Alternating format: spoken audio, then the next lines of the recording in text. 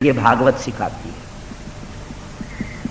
जब वहां विराजमान हो गए तब उनके पास अत्रि, वशिष्ठ, च्यवन, शरद्वान, अरिष्टनेमि, भृगु, अंगिरा, पराशर, विश्वामित्र इत्यादि बड़े बड़े दिव्य लोकों में भ्रमण करने वाले ऋषि लोग भी आए तो प्रणाम करके बैठ गए।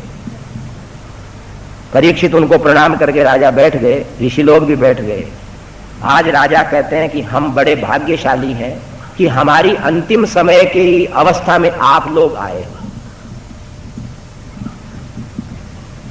अन्यथा तो विपन्नावस्था में, रोगावस्था के अंदर बंधु बांधव ही पास में रहते हैं। व्यक्ति हॉस्पिटल में रहता है, किसी चारपाई पे पड़ा रहता है, लाल पीली दवाइयां खाना पड़ती है। कोई उनके वियोग से दुखी होकर के उनको रोते रहते हैं, हमारा क्या होगा, हमारा क्या होगा। परीक्षित कहते हैं मैं यहां आ गया गंगा के किनारे जो मोक्षदायिनी है, देखो कैसी बह रही है। मैं स्नान करता हूं गुरुजनों इसके अंदर। गंगम वारी मनोहारी मुरारी चरणच्युतम त्रिपुरारी शिरश्चारी पापहारी पुनातुमाम। पापापहारी दुरितारी तरंगधारी शैल प्रचारी गिरिराज गुहो विदारी झंकारकारी हरिपाद रजोपहारी गांगम पुनातु सततम शुभकारी वारी। गांगम पुनातु सततम शुभकारी वारी। बोलिए गंगा मैया की।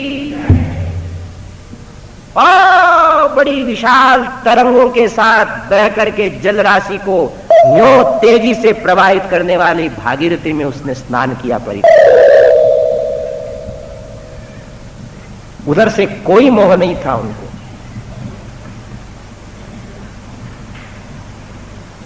जो वास्तव के अंदर मोक्ष देने वाली निशानी है।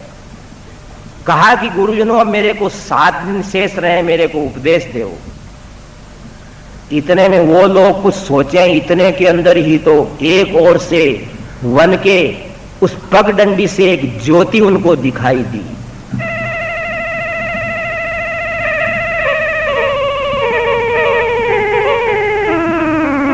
ओम नमो भगवते वासुदेवाय। ओम नमो भगवते वासुदेवाय। ऋषि लोग उठ खड़े हुए। कई कई कल्पों के जो ऋषि थे वो एकदम उठ खड़े हुए। राजन तुम्हें उपदेश हम क्या देंगे, तुम्हें उपदेश देने वाले वो शुकाचार्य स्वामी आ गए। वो सुखदेव जी महाराज की। परम योगी थे, परम सिद्ध थे, परमहंस परिव्राजकाचार्य, नित्य अनवरत प्रतिक्षण प्रतिबल प्रभु पादारविंद के ध्यान के अंदर लीलाओं में निमग्न रहने वाले, श्रीमद् भागवत के सारे रहस्य को जानने वाले श्री शुकाचार्य आ रहे हैं। तम ज्येष्ठ वर्षम सुकुमार पाद करोरु बाहंस कपोल गात्रम चारवा यथाक्षोन्न तुल्य कर्णम सुभ्रवागनम कंब सुजात कंठ। राजन ये योगियों के योगी आ गए, गुरुओं के गुरु आ गए। सब उनको प्रणाम करते हैं। परीक्षित राजा प्रणाम करके गुरुदेव विराजो। देवता उस समय छा गए गगन मंडल में कि देखें विराजते हैं कि नहीं विराजते हैं। वो भगवती गंगा की भागीरथी नदी की बालुका के ऊपर एक कुशा का आसन बिछा दिया राजा परीक्षित ने, और श्री शुकाचार्य तुरंत वहां विराजे तो गगन मंडल से पुष्प वृष्टि होने लगी। और सुखदेव महाराज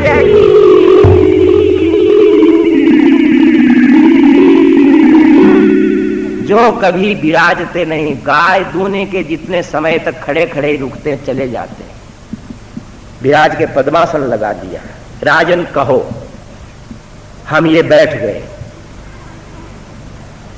तब आज राजा परीक्षित रो पड़ा और कहता कि आज मैं मानता हूं कि मेरे पूर्वजों पे भगवान श्री कृष्ण की कृपा थी और मेरे ऊपर भी है कि मेरी अंतिम वेला के अंदर ऐसे महात्मा हैं और योगियों के योगी राज मेरे को उपदेश देने के लिए बैठ गए। गुरुदेव यही बताओ कि संसार के म्रियमाण व्यक्ति को क्या करना चाहिए। मेरा 7वें दिन संसार छूटने वाला है। मैं म्रियमाण हूं, अब देखिए, भागवत का प्रथम स्कंद पूरा हुआ है, गुरुजी आ गए हैं, मुमुक्षु व्यक्ति बैठ गया है, दूसरे महात्मा लोग बैठे हैं। श्री शुकाचार्य उनसे कह रहे हैं, ओम नमो भगवते वासुदेवाय, ओम नमो भगवते वासुदेवाय। राजा का प्रश्न था, अतः पृच्छामि संसिद्धिं योगिनं परमं गुरुं पुरुषस्य है यत् कार्यं म्रियमाणस्य सर्वथा। राजा परीक्षित के इस प्रश्न को सुनकर के, क्या प्रश्न था कि म्रियमाण व्यक्ति को क्या करना चाहिए, तब श्री शुकाचार्य कहते हैं, वरीयानेशते प्रश्न है कृतो लोकहितम नृप आत्मविद सम्मत पुंसाम श्रोतव्यादिषु यः पर है। तुम्हारा प्रश्न नहीं है, सबका प्रश्न है, क्योंकि हर व्यक्ति म्रियमाण ही है। इस संसार का देखो कई नाम है, भूलोक, पृथ्वीलोक, महीलोक, मानवलोक, पर इसका एक नाम है मृत्युलोक। यहां आए हैं वो जाएगा, इसलिए हर व्यक्ति क्या है, मर्त्य है, म्रियमाण है, हर व्यक्ति मरने वाला है। राजन तो नहीं, संसार में जिन जिन का जन्म होगा वो सब मृत्यु के मुख में जाएंगे। इसलिए तुम्हारा प्रश्न सबका प्रश्न है,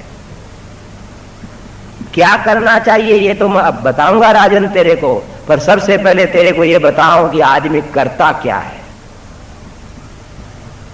देखो महाराज, निद्रया ह्रियते नक्तम व्यवायेन च वावयः, रात को तो नींद में गंवा देता है या सांसारिक सुखों के अंदर रातें बीतती जाती हैं। रात तो नष्ट हो गई ना। दीवाचार थे हया राजन, और दिन के अंदर हाय धन करता रहता है, कुटुंब भरने नवा, या पालन पोषण करता रहता परिवार का। इसलिए पहले तो व्यक्ति को यह देखना चाहिए कि मैं मरण धर्मा व्यक्ति खाली इतना ही नहीं कर रहा हूं, देह के संबंध यहां रहते रहते हैं। इसलिए इस संसार के अंदर स्वप्नवत जो संसार है, इसके अंदर रुचि रख करके बंधा हुआ व्यक्ति बंधा हुआ ही चला जाता है। उस व्यक्ति को चाहिए कि सोता हुआ, भोजन करता हुआ, परिवार बसाता हुआ भी समय निकाल करके ये काम करे। ये तो आवश्यकता है शरीर की।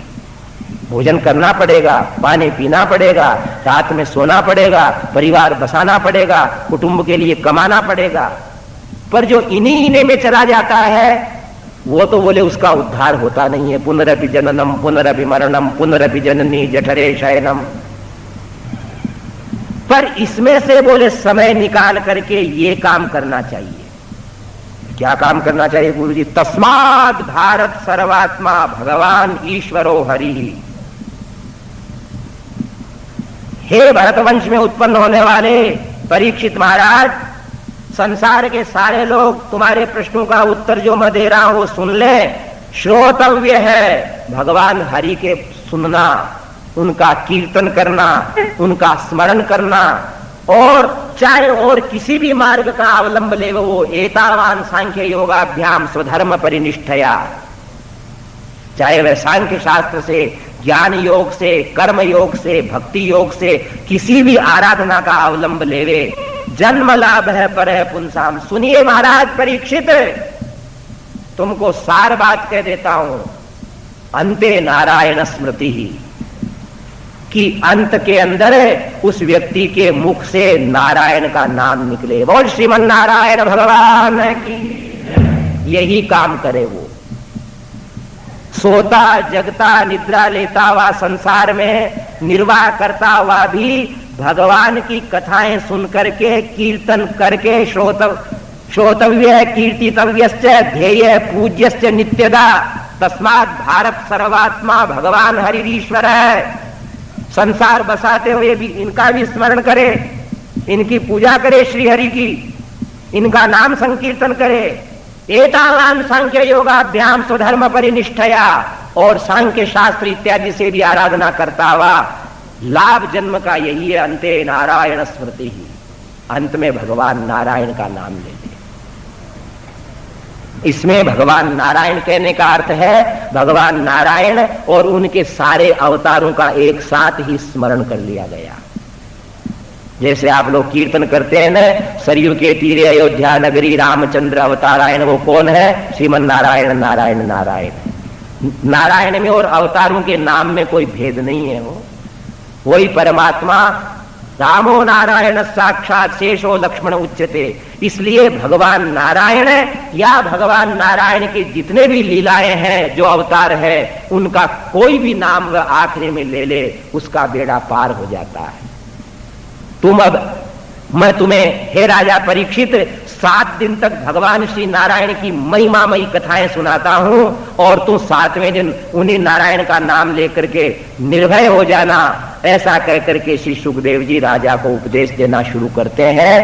अब आप लोग इतना सुन चुके, भागवत की रचना कैसे हुई, सुखदेव जी ने क्यों पढ़ी, राजा परीक्षित सुनने के लिए क्यों आया, मुमुक्षु बना हुआ बैठा है। सार बात क्या कही है? अंते नारायण स्मृति ही, अंत में भगवान नारायण की याद आ जावे। आज अब आरती होगी। आप लोग आज के दिवस में यही जो आपके बार बार निर्णय हो चुका है कि अंत काले च मामेव स्मरन् मुक्त्वा कलेवरम यः प्रयाति त्यजन् देहं स याति परमां गतिम्। हम ऐसा अभ्यास करें, ऐसा जीवन जिए कि जो ही प्राणों के ऊपर आपत्ति आए कि ये शरीर को छोड़ेंगे, तब सबसे रहित होकर के भगवत परायण हो जाए। श्रीमन नारायण चरणौ शरणम प्रपद्ये, उनके चरणों का चिंतन कर लें। जे पद परसी तरी ऋषि नारी, दंडक कानन पावनकारी, वंदे महापुरुष ते चरणारविंदम। भगवान नारायण की स्मृति हो जाए, भगवान माधव का मधुर मंगलमय स्वरूप हमारे सामने आ जाए। इसके साथ ही आज का कथा भाग प्रभु चरणों में अर्पित करते हैं। जब तक कीर्तन होवे तब तक व्यास जी आरती सजा दें। आप लोग सब बैठे रहें, मधुर मंगलमय आरती गा करके प्रसाद लेकर के फिर जाए। बोल श्रीमन नारायण भगवान। आपको फिर सूचना दे रहे हैं, श्री हरि नारायण नारायण बोले श्रीमन नारायण भगवान की। इनकी मंगलमय कथा श्री स्वामी जी के सुश्राव्य मधुर वाणी में श्रवण कर रहे थे। वे ये अर्चन्ति सदा मम, जहाँ मेरी कथा चलती है और वैष्णव सुनते हैं, वहां से कली परास्त हो जाता है। परमात्मा की असीम कृपा से सोलापुर वासियों को यह भागवत कथा श्रवण का शुभ अवसर प्राप्त हुआ है। हम सभी इस कथा का लाभ ले लें। अब श्रीमद् भागवत जी की आरती होगी, आल पर होगा। भक्तगण बड़ी संख्या में पधारे। कल सुबह की कथा सुबह 9 बजे शुरू होगी। कृपया सभी भक्तगण ज्यादा से ज्यादा